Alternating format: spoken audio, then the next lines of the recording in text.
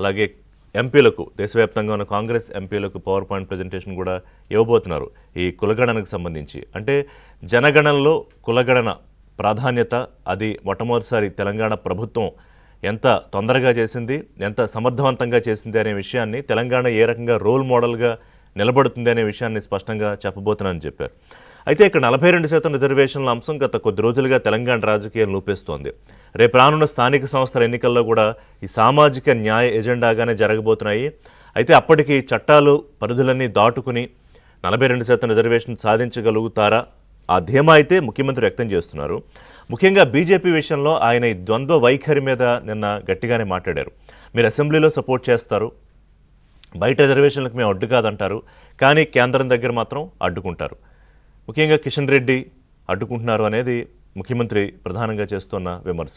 అలాగే బీసీల పట్ల బీజేపీ ఏ రకంగా అన్యాయంగా ప్రవర్తిస్తుంది అంటే దత్తాత్రేయకు ఉన్న ఆ నియోజకవర్గాన్ని తీసి కిషన్ రెడ్డికి ఇవ్వడము, బండి సంజయ్ ప్రెసిడెంట్గా ఉన్నప్పుడు ఆయన మార్చేసి కిషన్ రెడ్డికి ఇవ్వడము, ఇవాళ మళ్ళీ బీసీలకు కాదని చెప్పి ఓసీ అయిన రామచంద్రరావుకి పార్టీ అధ్యక్ష పదవి ఇవ్వడం, ఇవన్నీ కూడా ఆయన సూటిగా వాళ్ళని ప్రశ్నించారు. ముఖ్యంగా ఏంటంటే ఈ ముస్లింలు అనే ఒక వంకతో మీరు మోకాలు అడుగుతున్నారు కేంద్రంలో. ఏమి ప్రధానమంత్రి సొంత రాష్ట్రం గుజరాత్, లేకపోతే ఆర్ఎస్ఎస్ ప్రధాన కేంద్రమైన మహారాష్ట్ర, నాగ్పూర్ ఉన్న మహారాష్ట్ర కానీ, లేకపోతే ఉత్తరప్రదేశ్లో కానీ మీరు ముస్లిం రిజర్వేషన్లు ఇవ్వట్లేదా? అంతెందుకు గుజరాత్లో ముస్లిం రిజర్వేషన్లు కొనసాగించి తీరుతామని అమిత్ షా చెప్పారు కదా ఒక ఇంటర్వ్యూలో. మీరు అమిత్ షాని సస్పెండ్ చేస్తారా, లేకపోతే పార్టీ నుంచి ఆయన పంపించేస్తారా అని కూడా ప్రశ్నించారు. సో అంటే అక్కడ మీరు చేయొచ్చు, ఇక్కడ ముస్లింలను బీసీల్లో కలిపారన్న పేరుతోటి తొండివాదన ఏమిటి? ఈ ద్వంద్వ వైఖరి జనాలు గమనిస్తున్నారు అని చెప్పి. ఇక బీఆర్ఎస్ విషయంలో బీఆర్ఎస్ ఏముంటుందంటే 42% రిజర్వేషన్ల విషయంలో కాంగ్రెస్ది మోసపూరిత వైఖరి. అంటే ఈ జనగణనకు సంబంధించి మొదలుపెట్టిన దగ్గర నుంచి ఈ కులగణను తీసుకొచ్చి ఏదైతే నెంబర్ చెప్తున్నారో అక్కడ వరకు కూడా ఒక మోసపూరిత వైఖరితో ఆర్డినెన్స్ అనే మరి ఇంకో డ్రామా తీసుకొచ్చారని బీఆర్ఎస్. ఇప్పుడు కులగణంలో 56.4% బీసీల లెక్క, 17.5% సుమారుగా ఎస్సీలు, 10.8% ఎస్టీలు, సుమారుగా 11% ఉన్నత వర్గాలకు సంబంధించిన వాళ్ళని కులగణన లెక్కలు వచ్చాయి. వాళ్ళ డీటెయిల్స్ చెప్పడానికి లేదు, ఎందుకంటే నిబంధనలు అడ్డుపడతాయి కాబట్టి వ్యక్తిగత డేటా ఉంటుంది. అవన్నీ సబ్మిట్ చేసాం అసెంబ్లీలో ముఖ్యమంత్రి చెప్పారు. సో మొత్తంగా ఈ బీసీ రాజకీయం అంటే బీసీ రిజర్వేషన్ల పేరుతో తెలంగాణ జరుగుతున్న రాజకీయ రగడ ఢిల్లీకి పాకింది.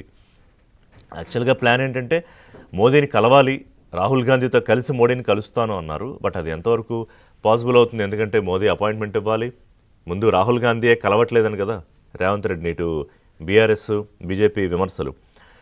I don't think so Rahul Gandhi కలవకపోవడానికి నిజంగా అపాయింట్మెంట్ ఇవ్వకపోవడం అనే ఒక అంశం ఉంటుందని నేను అనుకోను, ఎందుకంటే రెగ్యులర్గా టచ్లోనే ఉంటుందని చెప్పారు కాబట్టి రేవంత్ రెడ్డి. సో ఇవాళ ప్రజెంటేషన్ కీలకం కాబోతోంది. అంటే బీసీల అంశం మీద ఫైట్ చేస్తూనే, బట్ దానికన్నా ముఖ్యంగా ఈ జనగణనలో కులగణన అనే దాన్ని రోల్ మోడల్గా తెలంగాణని, ఎందుకంటే ఒక నెల రోజుల్లో గత సంవత్సరం 24 ఫిబ్రవరి నుంచి మళ్ళీ 24 ఫిబ్రవరికి ఏప్రిల్ టు మే పూర్తి చేశారు, ఫిబ్రవరి టు మార్చు. సో అందుకే ఫిబ్రవరి 24ని సామాజిక దినోత్సవంగా, సామాజిక న్యాయ దినోత్సవంగా జరుపుతున్నామని కూడా, సామాజిక న్యాయ దినోత్సవంగా చెప్తున్నామని కూడా చెప్పారు తెలంగాణ ముఖ్యమంత్రి. సో మొత్తం మీద ఈ స్థానిక ఎన్నికలకు సంబంధించి ఆ మాటకు వస్తే ఇక రాబోయే రాజకీయం తెలంగాణలో ఈ బీసీల చుట్టూనే తిరుగుతుందా? విద్య, ఉపాధి, స్థానిక సంస్థల ఎన్నికల్లో 42% రిజర్వేషన్లు, ఇది తెలంగాణ బీసీల విషయంలో తీసుకున్న ఒక లైను. బీసీ డిక్లరేషన్ చేశారు, అతి భారీ బీసీ బహిరంగ సభ నిర్వహించారు. ఇవాళ ఇది ఢిల్లీ దాకా చేరింది.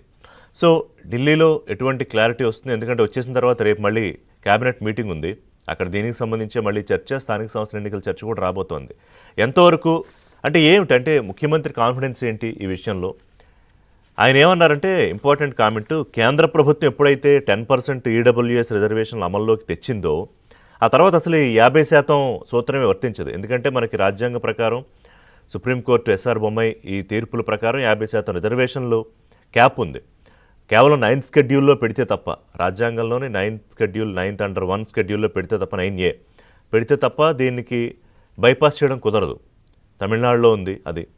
ఆ రకంగా చట్టంలో పెట్టాలని తెలంగాణ ప్రభుత్వం అడుగుతున్న విషయం, కుదరదనేది బీజేపీ చేస్తున్న విషయం. కుదరదని నేరుగా చెప్పకుండా ముస్లిం రిజర్వేషన్లను అంటుంది బీజేపీ.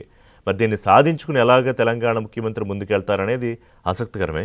మొత్తం మీద తెలంగాణ రాజకీయాల్లో ఇది మాత్రం ఒక హాట్ టాపిక్ రానున్న రోజుల్లో ఇదే నడుస్తుంది. చిన్న బ్రేక్ తీసుకుందాం. బ్రేక్ తర్వాత ఇదే అంశం మీద మాట్లాడతాం. అంటే ముఖ్యమంత్రి కాన్ఫిడెన్స్ ఏంటి?